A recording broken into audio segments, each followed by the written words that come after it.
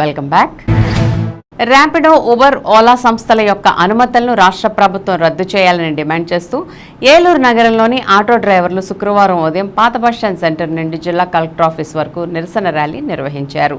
Rally అనంతరం కలెక్టరేట్లో ధర్నాకు ముఖ్య అతిథిగా హాజరైన AP auto and trolley drivers union రాష్ట్ర ప్రధాన కార్యదర్శి ముజఫర్ అహ్మద్ మాట్లాడుతూ విదేశీ కంపెనీలైన ర్యాపిడో, ఉబర్, ఓలా సంస్థల అనుమతులను బేషరతుగా రద్దు చేయాలని డిమాండ్ చేశారు. ఎటువంటి పెట్టుబడి లేకుండా ఒక కాల్ సెంటర్ ఏర్పాటు చేసుకుని కోట్లాది రూపాయలు ఆటో డ్రైవర్ల ఆదాయాన్ని కొల్లగొడుతున్నారని అన్నారు. కేరళలోని రాష్ట్ర ప్రభుత్వం సవారీ యాప్ ద్వారా ఆ రాష్ట్రంలోని ఆటో, టాక్సీ డ్రైవర్లకు 6% కమిషన్కి సేవలను అందిస్తుందని తెలిపారు. మన రాష్ట్రంలో ర్యాపిడో వంటి సంస్థలు 25 నుండి 30% కమిషన్లు గుంజుతున్నాయని విమర్శించారు.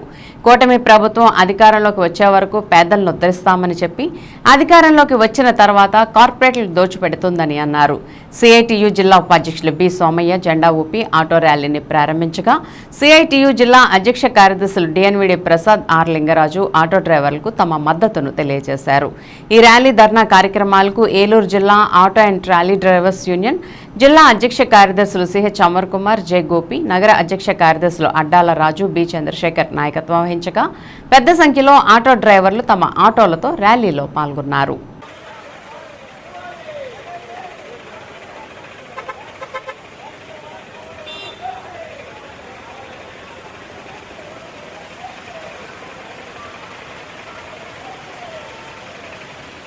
ర్యాపిడోని అవకాశం కల్పిస్తూ సర్క్యులర్ విడుదల చేయడం జరిగింది.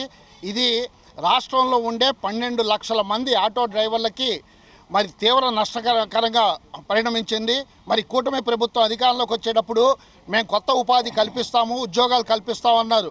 ఈరోజు ఆటో డ్రైవర్లు డిగ్రీ చేసిన వాళ్ళు, పీజీ చేసిన వాళ్ళు అనేక మంది ప్రభుత్వం ఉపాధి కల్పించకపోయినా స్వయం ఉపాధి కిందతో ఆటోలు దోలుకొని జీవనం కొనసాగిస్తున్నారు. వాళ్ళ ఉపాధిని దెబ్బకొట్టమైనా చంద్రబాబు నాయుడు గారి లక్ష్యం అని చెప్పేసి మేము అడుగుతున్నాం. ఇప్పటికైనా సరే కేంద్ర ప్రభుత్వం ఈ చట్టం తీసుకొచ్చిందని చెప్పేసి మినిస్టర్ గారు కానీ క్యాబినెట్ కానీ చెప్తుంది.